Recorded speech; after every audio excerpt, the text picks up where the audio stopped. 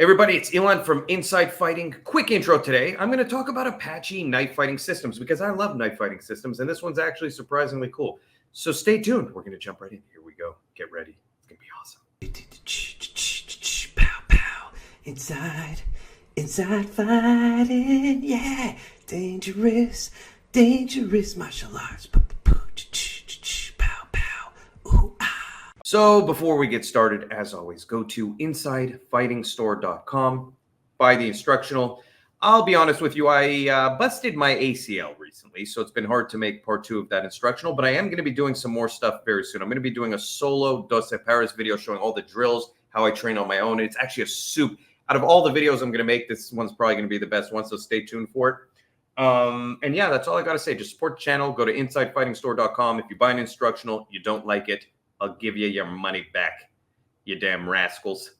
Here we go. Apache knife fighting systems. So this is a system founded by Robert Redfeather, if I do say so myself. I have no idea why I said that after saying his name.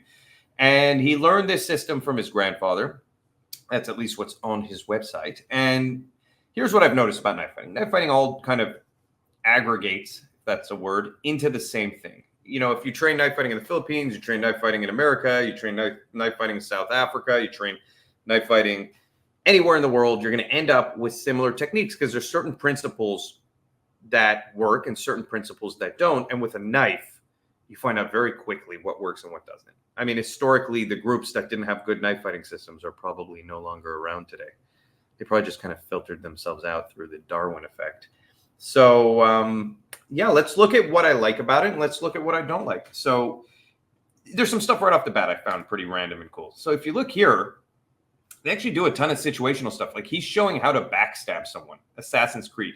I'll be honest with you, this is something we never did in Filipino martial arts. He's showing how you want to distract the guy so that the guy looks off, so that you get his attention away from you. Even if you're creeping up, he's not going to be ready for that slashing and stabbing.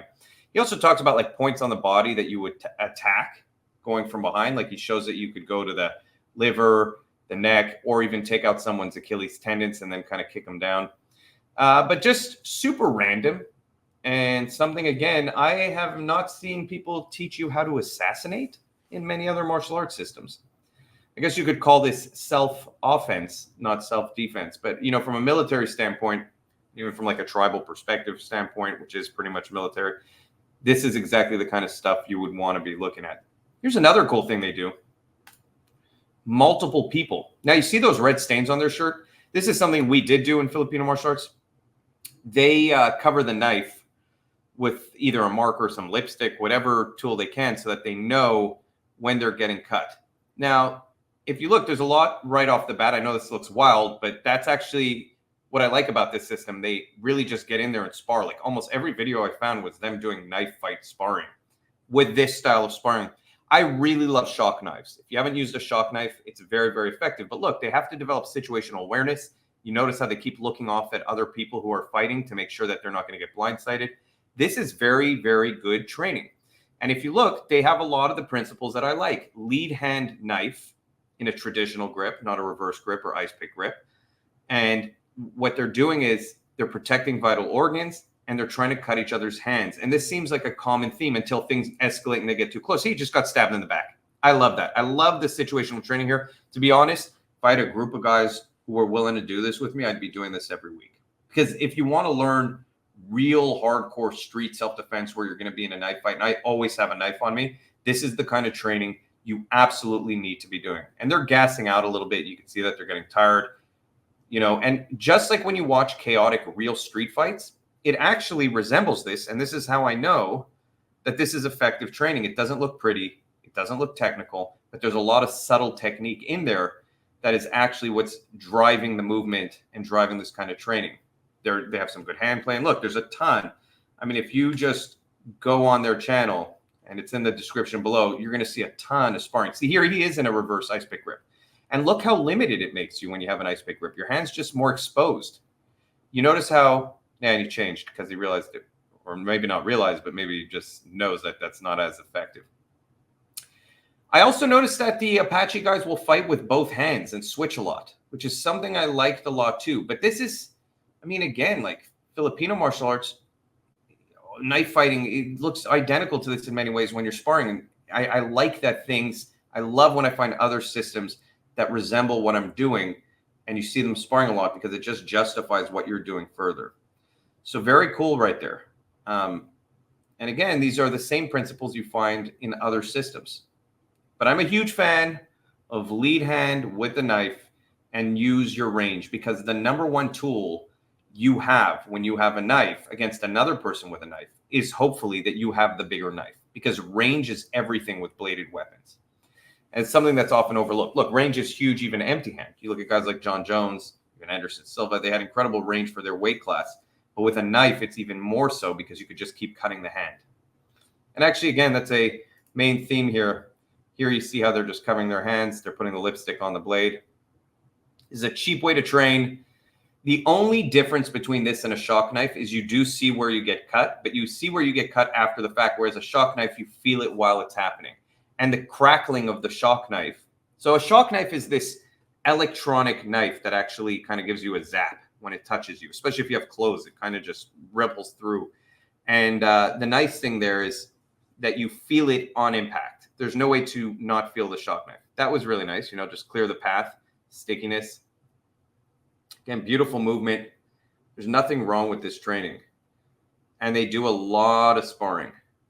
So, but the issue with the lipstick is you don't feel it while it's happening. And then after the fact, you can evaluate. Now, what I will say about this is I know people who've been in real knife fights, and they didn't feel the stabs while they were happening. They only realized after. So I'm not actually averse to this, because when you have adrenaline and we're in a real fight, you're not going to necessarily feel that stab. It might feel like a little punch or something touching you, but your adrenaline will numb your whole body.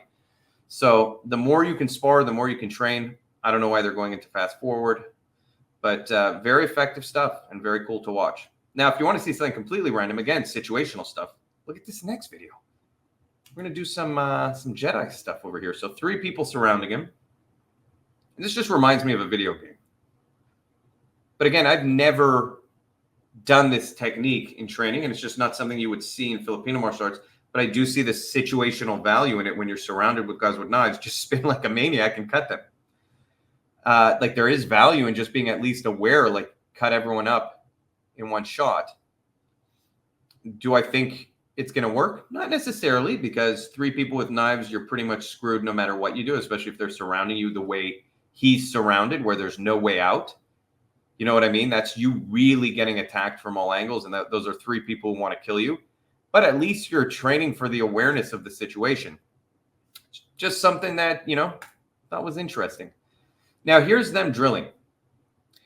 I'm not a huge fan of this drill, and there's a few reasons. Number one, I feel like there's a lot of opportunity to be cut here just in the way the play is done.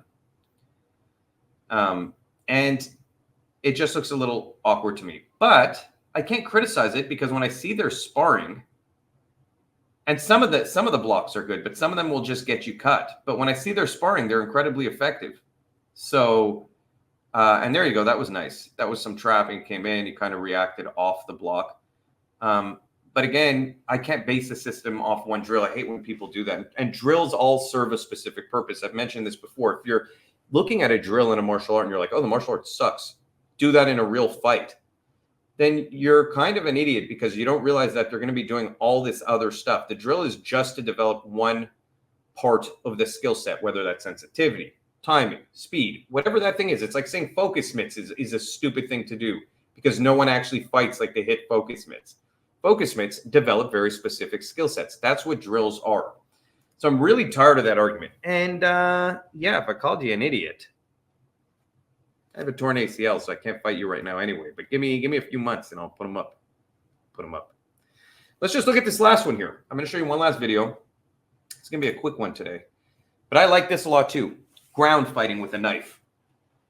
And this is something that's often ignored in a lot of systems. The importance of being able to fight on the ground with your weapon. And what he's showing here is if the guy's blocking you, just drop your body into it, and it'll collapse the blade into their chest in an explosive way.